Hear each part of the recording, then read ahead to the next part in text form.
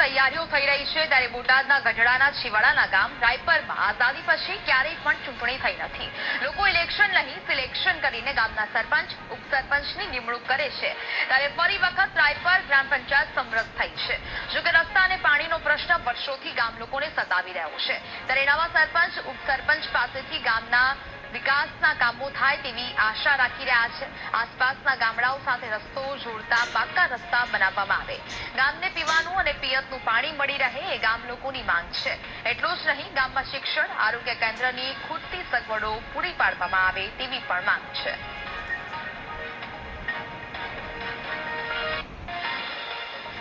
આ રાયપર ગામ એવું છે કે જ્યાં હજી સુધી એક પણ વાર ગામ પંચાયતની ચૂંટણી થઈ નથી. એનું મુખ્ય કારણ છે ગામની અંદર એકતા છે, સંગઠન છે અને જે લોકશાહી જેને આપણે કહીએ છીએ લોકો થકી જે કામ થાય છે એનું ઉત્તમ ઉદાહરણ છે. મને બેઠું સમરસ આપેલ છે.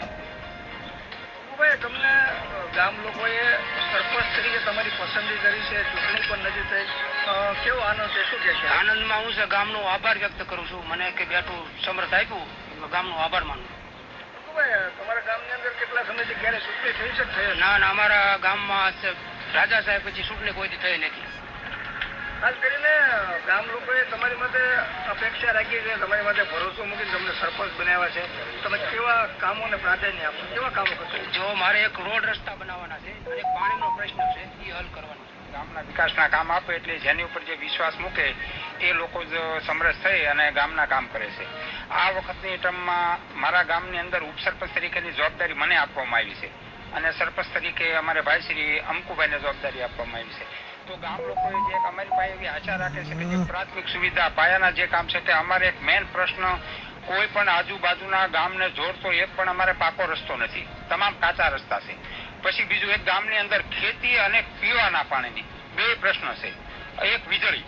આ જે પ્રાથમિક સુવિધાના જે કાંઈ કામ બાકી રહ્યા છે અને અમે ગામ લોકોને એવી ખાતરી આપી છે કે તમે જે અમારી ઉપર વિશ્વાસ મૂકી અને આ કામ અમે કરીશું એવો જે અમને વિશ્વાસ આપ્યો છે એ વિશ્વાસ અમે તૂટવા નહીં દઈએ એવો અમે પ્રયત્ન કરીશું. અમારા ગામમાં વીજની પ્રોબ્લેમ છે, પ્લસ રોડ રસ્તામાં પ્રોબ્લેમ છે.